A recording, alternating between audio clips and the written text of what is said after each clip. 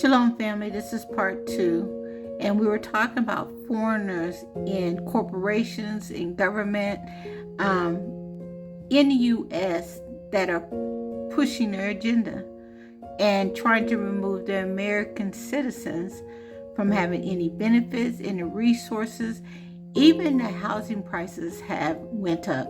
Now, let me tell you something that I've noticed just since I've been back from Nigeria. Now, I live in California, Los Angeles, California.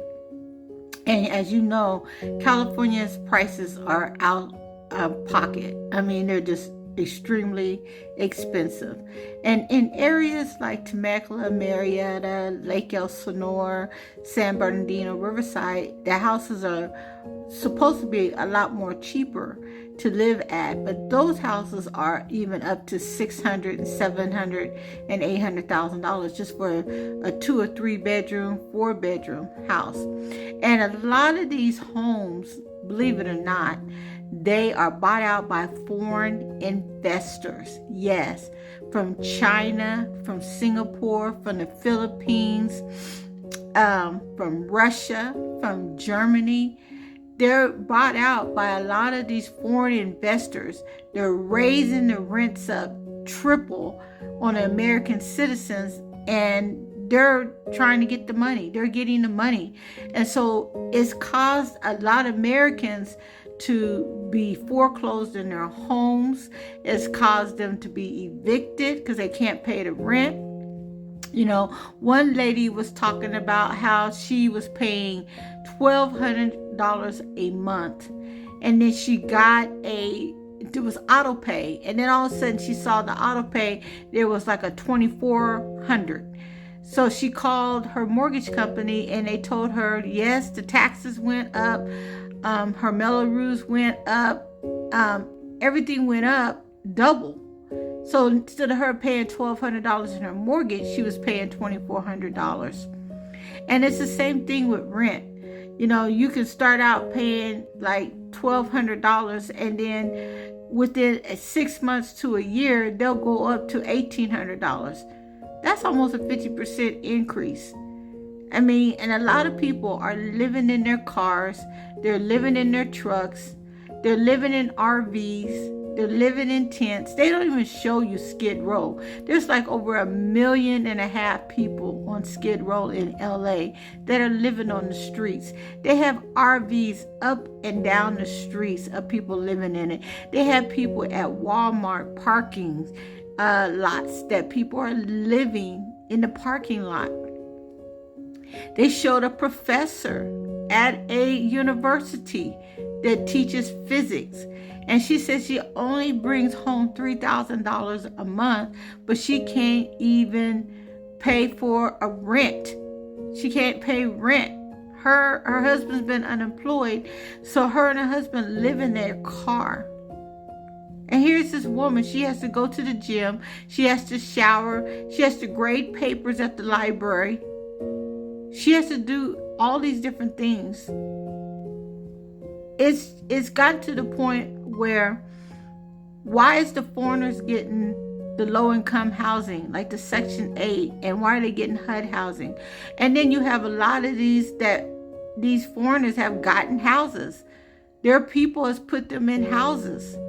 You know, I remember years ago, before I became a homeowner, back in the 90s, I believe it was like 1992, 1993, you know, my babies were small, my young sons were young, and I was living in a 2-bedroom, 1-bath duplex, and it was owned by a Chinese man. Literally, he was from China. And it was an older house, and it even had like the 1970s curtains and the ugly green rug, and you know, wall panels was wooden, the wooden wall panels back in the day. I mean, only thing was missing was the strobe light.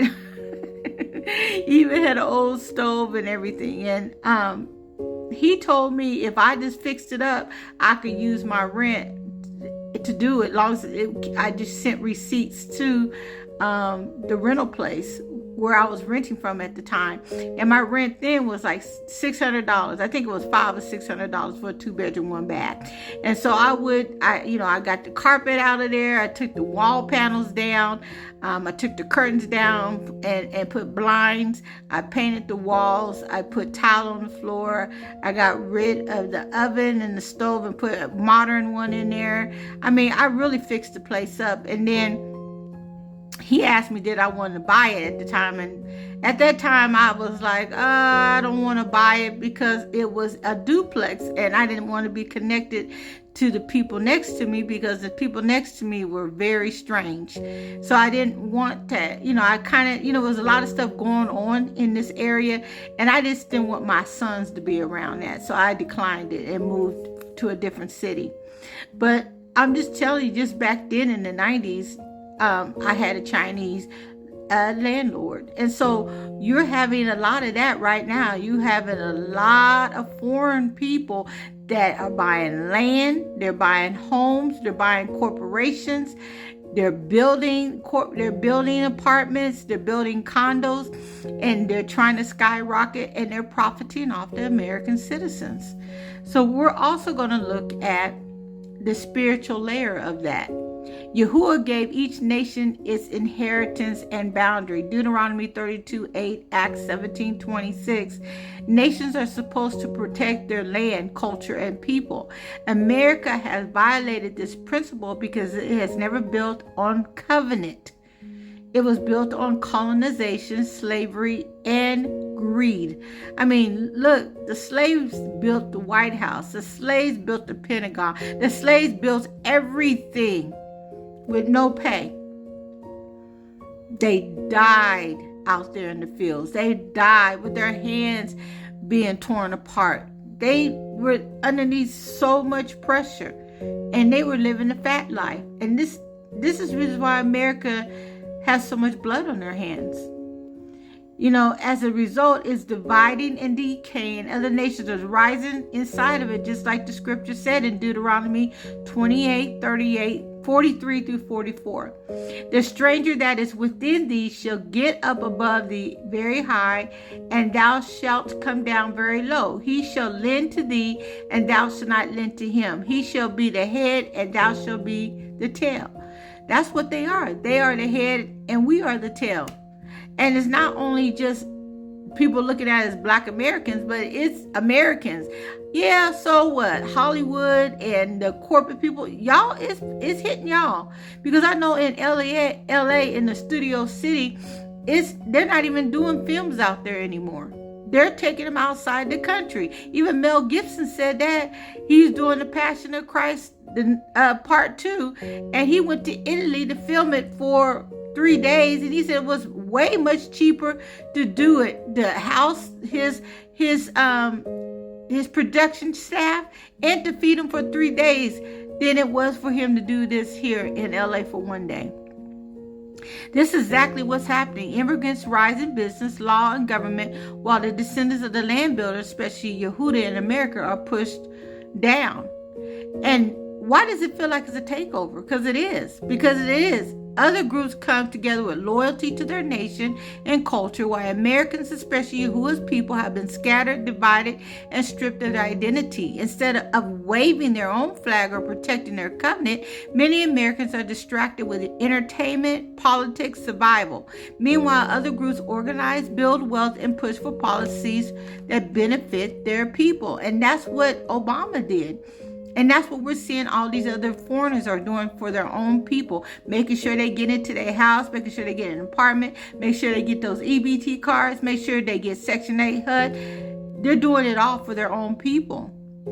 Because America has allowed foreign influence because its foundation was already broken. It was never about covenant but profit. Other nations know how to protect their culture, while America opens the door to outsiders to rise in power.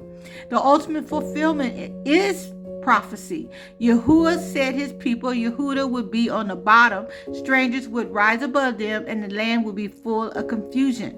But this is changing because we're waking up. At least the remnants are. I'm not at the bottom. I'm not suffering like a lot of people are, because I know Yahuwah is protecting me and covering me, and he's giving me everything that I need. But when you have foreign entities coming in and trying to control everything, this is the results we're seeing.